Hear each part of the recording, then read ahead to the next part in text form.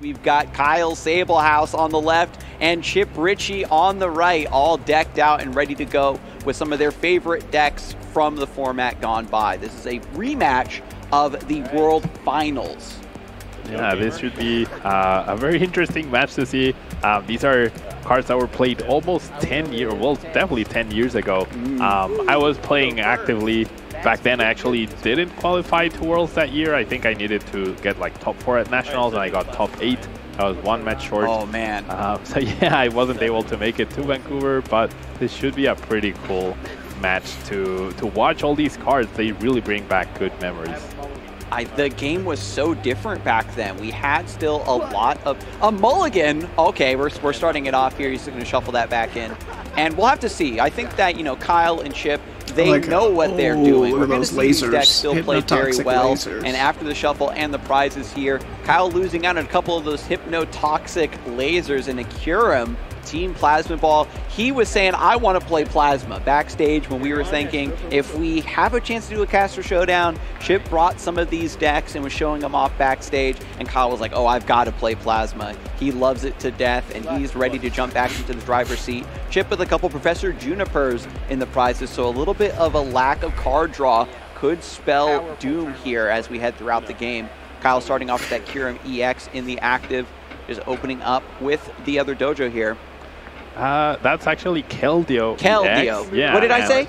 Curum EX. Oh my goodness. No Keldeo. And good thing I got you here, Skyla. buddy. Now, important to note, the rules were different back then. So you could actually play a supporter on your first turn, unlike today, right? So we are seeing Kyle play that Skyla, which allows you to search for any trainer card you want, grabs that Ultra Ball, establishes the Thunder CX, which was the best lead off that deck, which allowed you to recover energies from the discard pile and attach them to your different Pokemon. Sort of like Blissey, but you could attach it to any Pokemon you wanted.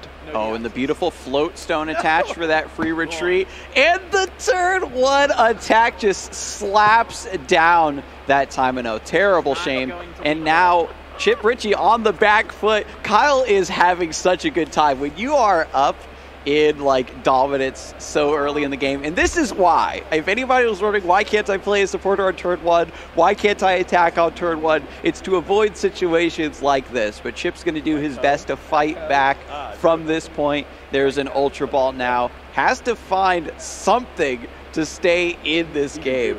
Yeah, and you know what? I don't think Chip is playing any sort of equivalent to Luminion V, right? There was Jirachi X, but it wasn't really played. Back then, it was a 90 HP Pokemon that was worth 2 prizes, so that was a big liability to be playing. And yeah, I mean, this donk that we just saw by Kyle, this turn 1 attack and the turn 1 supporter, it's part of the reason why rules were changed. Yeah, we wanted to let players play the game, right? And if you were just losing on turn 1, well, where's the fun in that?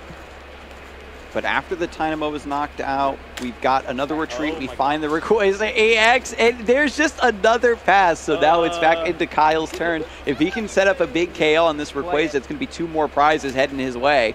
Now we do see Kyle with a pretty interesting decision here. They are holding an N in order the Pokemon catcher, which doesn't require a coin flip. Yeah, now they reprinted, they realized how broken that was, but now, like back then, it didn't require a Pokemon catcher. And Kyle showing off the N, which he could have played to help Chip, but he chose not to, being a bad friend right here.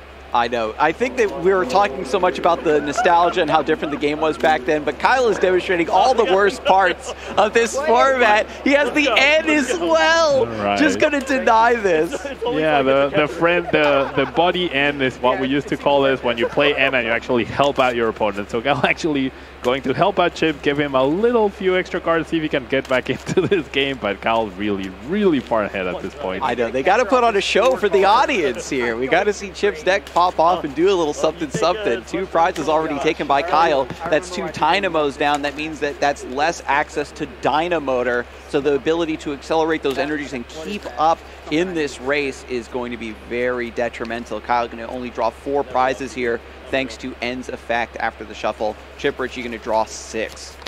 Yeah, and of course Chip's deck relied on Rayquaza EX to be able to take big knockouts, but you can't do that without any electric in play, right? Which Chip is already down to. They should be playing something like a Super Rod, I believe is the name of the card, which allows them to put back, similar to Ordinary Rod, Pokemon and Energy back into the deck.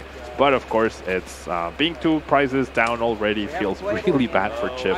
At the very least, he's got the manual attachment of Fire, and then the Energy Search to find the Lightning. Okay, the Electric hitting the bench. Keldeo, okay, finally popping off into Tropical Beach. And seeing the Colress. Colress is a card that allows you to shuffle your hand into your deck and then draw for as many Pokemon that are on the bench, both of your opponents and yours. So back then, Colress for 10 was the dream. And Tropical Beach, a really wild stadium. You know, it was pretty hard to come by for a while. But of course, this is a special edition of the deck where you get to play them from the World Championships. And we've got the Tropical Beach here. And it's just discard and draw 6, or you draw the same number? No, you draw, you don't discard anything. You just draw until you have 7 cards in your hand, and then your turn ends. Oh, okay. Yeah. Gotcha. Yeah, very powerful effect. Yeah, very powerful, especially for these setup decks on turn 1. Tropical Beach was definitely, like, since it was a Worlds promo, it was very difficult to acquire, as you mentioned, so very few decks were able to really exploit it, and if you had 4 of them in your deck, like, your deck was already worth so much money back then. I hope my opponent has Tropical Beach, because I want to use it too.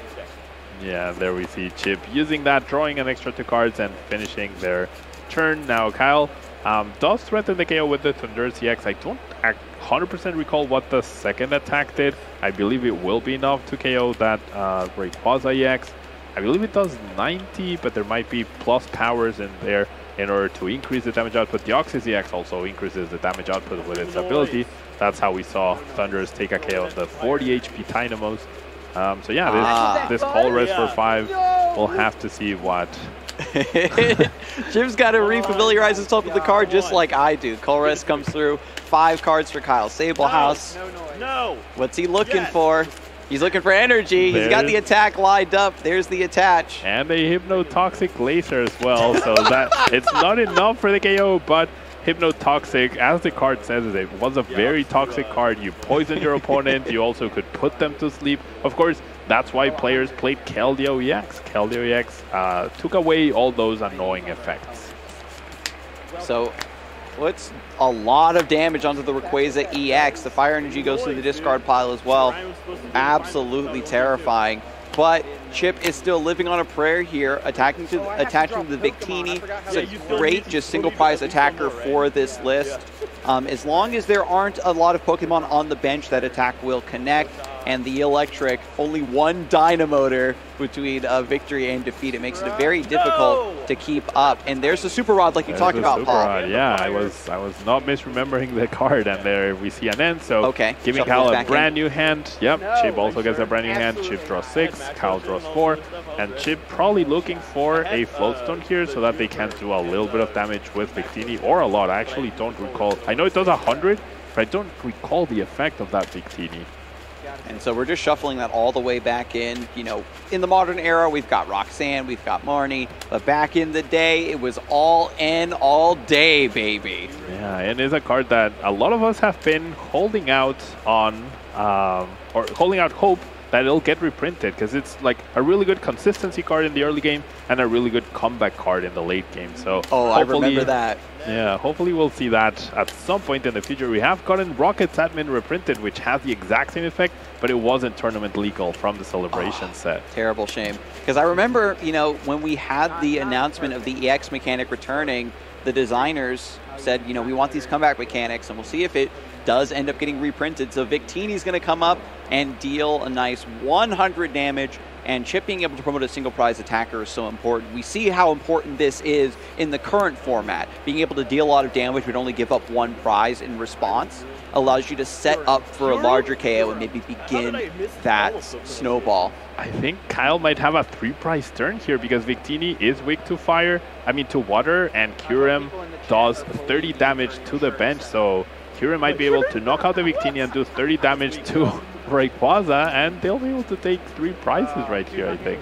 Oh man, these Pokemon EX are so tiny, Pablo. I know. Taking the KOs left and right. You don't have to deal 280 damage. Where's your choice belt? but another N comes through. Both players just constantly disrupting each other. It's a massive tug of war. We can see the battle of resources, for sure, in this older format, where you have the potential to get this overwhelming advantage with the turn 1 supporter, with the turn 1 attack, but Chip is battling back beautifully, having the N in his back pocket to disrupt, having the Colress as well to draw a lot of cards when your opponent has their full bench set up, keeps the game surprisingly even, but Kyle's just going to go back in, failing that.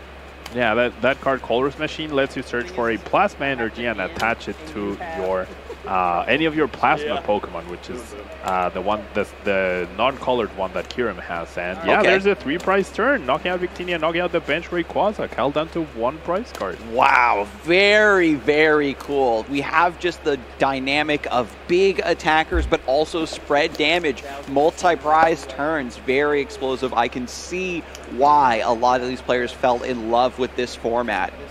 There's always so much action right around the corner, and another N comes through. Chip looking for something here to stay in this game, but with 1 prize to 6, I think Mr. Sablehaus has this one in the bag. Yeah, Chip using that Dowsing Machine, which was an A-Spec trainer back then. You could only play 1 copy of those, and you had to choose between all the A-Specs. You had to choose one. So Cal is playing Computer Search, which gives you that guaranteed aggression early on.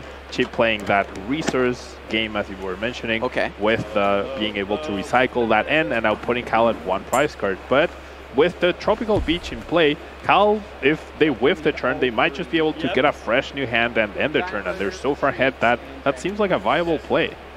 And there is the discard of all the Lightning Energy on the Rayquaza EX to boost that damage, get the knockout. 1 prize. Chip Richey's on the board, folks. Finally, Chip is able to get a prize card. Kyle, of course. So, and then Team Plasma Ball, does this just search out another Plasma Pokemon? Yep, exactly. It searches for any Plasma Pokemon and puts it into your hand. We see Kyle not very good with the shuffling and with the cards flying around. We're going to see a little bit of deck thinning, and I would not be surprised if we see Kyle actually use the Tropical Beach in their advantage, and there's the Kyurem. Yeah, there's really nothing else to do this turn thanks to the power of that N.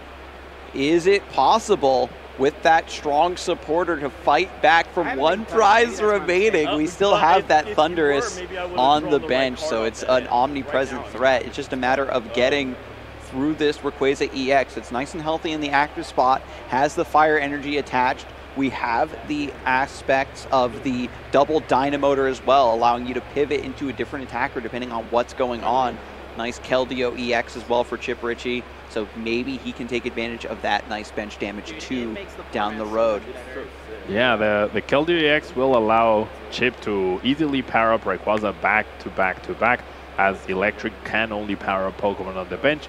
So it's on Kyle to figure out how do I take this last prize card, and he's probably hoping to find a Pokemon catcher at some point.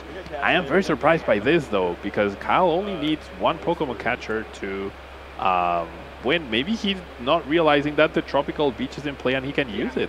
Yeah, Kyle is, you know, a pretty aggressive player, I think, from what we've seen, and he's just going to put the pressure on. He's well, I've got 1 prize. I've got a huge buffer because Chip only has 5 prizes remaining. I'm just going to keep swinging until eventually I take the win. But the Keldeo pivoting away. Nope, not discarded, Chip. We don't want to give Chip a 2-prize penalty right here. And we're going to see the knockout of the Thunder. So can Chip, like I can tell you, there's nothing more satisfying than pulling a 1-6 prize comeback after you and your opponent to 1, and it's something we might see. And there's the Tropical Beach finally by Kyle. All right, benches the Keldeo and then draw it up. Chip is getting excited. He sees the potential of the comeback as well. What a wild format. 2013, 6 prizes to 1. Chip Richey's making it happen. Can we get 1 more N? I think we can. There's gonna be the N. Back to 1. Another N!